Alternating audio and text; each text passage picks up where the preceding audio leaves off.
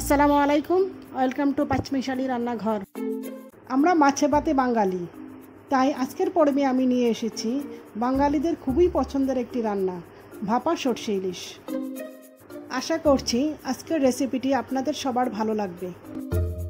কিন্তু তার আগে আপনারা যারা আমার এই ইউটিউব চ্যানেলটি এখনও সাবস্ক্রাইব করেননি তারা এখনই সাবস্ক্রাইব করে নিন ও পাশে থাকা বেল আইকনে ক্লিক করুন এবং আমার ফেসবুক পেজ পাচমিশালি রান্নাঘর ফলো করুন। চলুন দেখে আসি ভাপা সরষে ইলিশ রান্নার প্রস্তুত প্রণালী।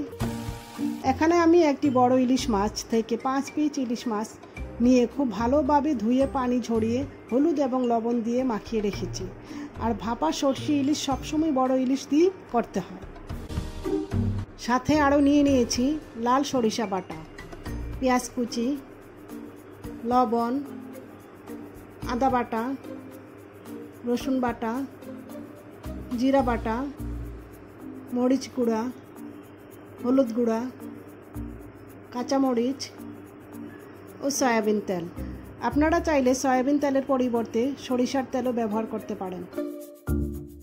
এবার একটা বাটিতে নিয়ে নিচ্ছি 1 কাপ পেঁয়াজ কুচি, আধা চা চামচ লবণ, আদা বাটা, রসুন বাটা, জিরা বাটা একত্রে 1 চা চামচ।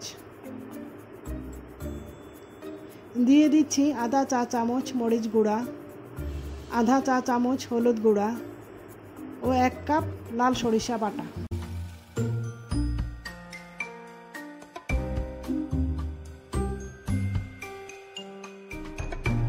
এবার সবগুলো উপকরণ ভালো করে মাখিয়ে নিতে হবে।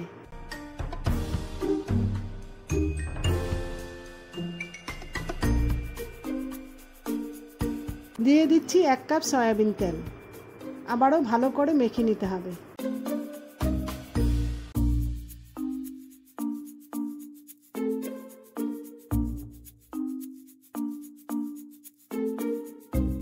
এবার ঢাকনা সহ একটি বাটিতে মিশ্রণটি অল্প অল্প করে ভালো করে ছড়িয়ে দিতে হবে।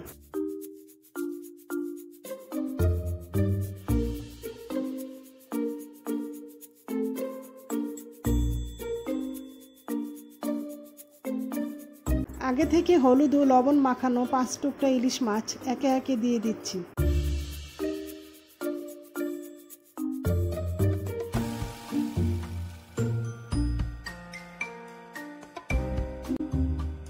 মাছগুলোকে মিশ্রণটি দিয়ে ভালো করে ঢেকে দিতে হবে যেন কোনো অংশ ফাঁকা না থাকে।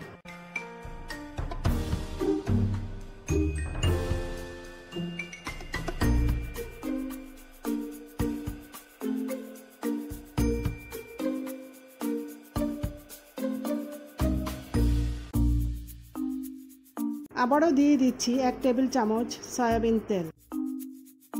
এবার মাছের গায়ে মিশ্রণটি ভালো করে মিশিয়ে নিচ্ছি।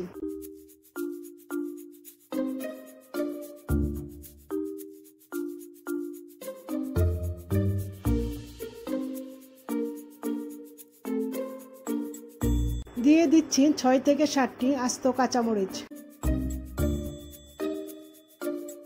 এবার ম্যারিনেট করে রেখে দিব 10 মিনিট।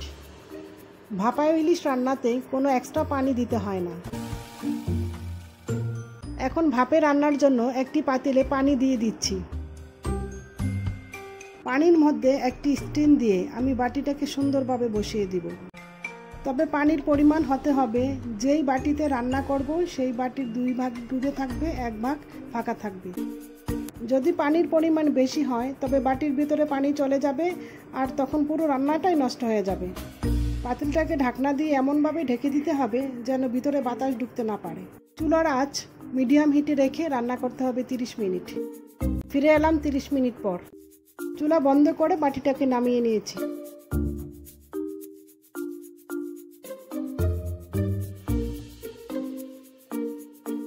রান্না হয়ে গেল ভাপা সরষে ইলিশ।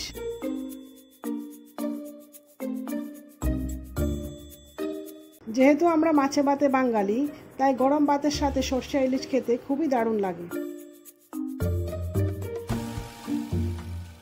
আমার এই রেসিপিটি আপনারা ঘরে অবশ্যই ট্রাই করবেন। আজকে আমার এই রেসিপিটি কেমন লাগলো তা অবশ্যই কমেন্টের মাধ্যমে জানাবেন। ভালো লাগলে লাইক ও শেয়ার দিয়ে পাশে থাকবেন।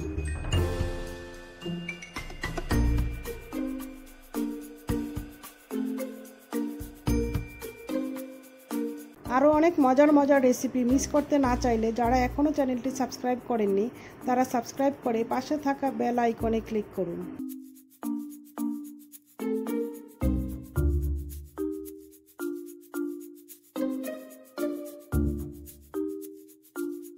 দেখা হবে পরবর্তী ভিডিওতে। ধন্যবাদ সবাইকে। আল্লাহ হাফেজ।